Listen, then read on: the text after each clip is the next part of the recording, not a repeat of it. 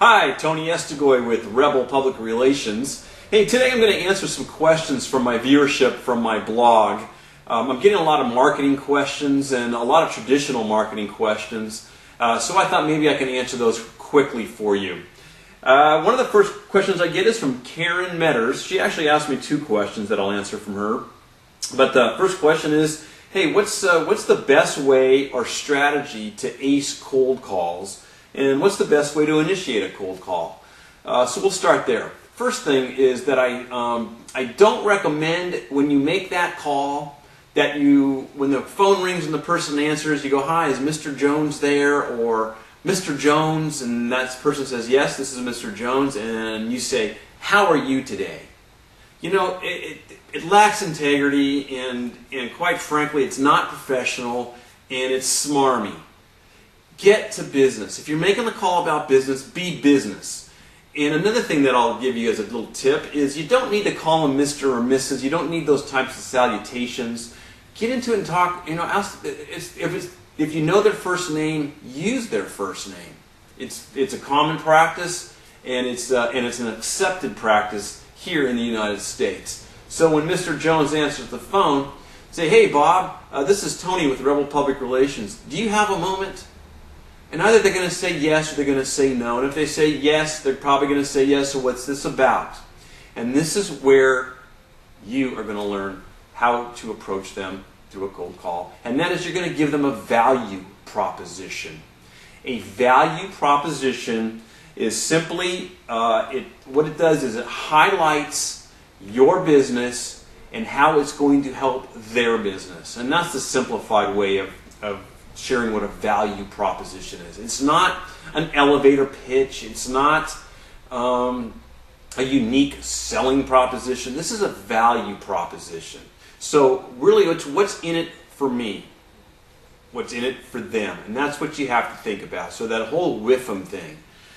So what you're going to do is you're going to highlight the business results that through your value proposition, whatever product or service is, and what the solution is going to be for that business. So let me give you a real quick example. And this comes from a sales consultant. What this person wrote is that, hey, we help technology companies significantly shorten time to profitability and meet projected sales goals for their new product launches. Very simple. There are other value propositions such as, and I'll just give you kind of a rough kind of example, and that is what I do.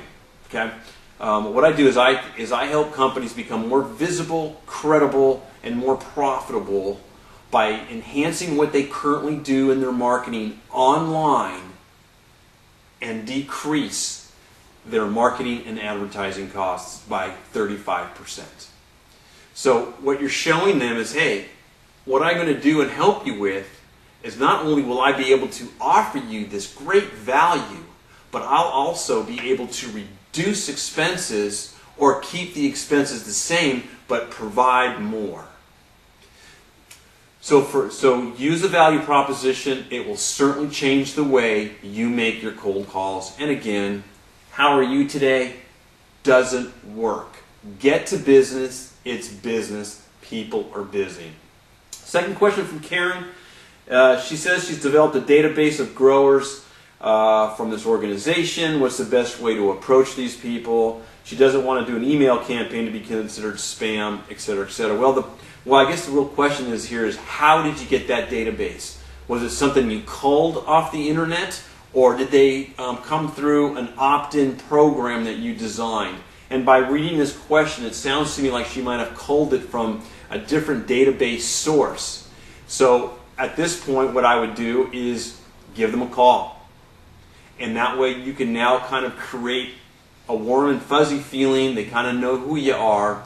And then you can create an opt-in email campaign that will share with these growers who you are and kind of continually to do the autoresponder and drip on them. So really, to answer the question there is, don't just email them. That will be considered spam. They won't read it anyway because they don't know you. There's no trust there. And that's going to be key for you, is to create the trust.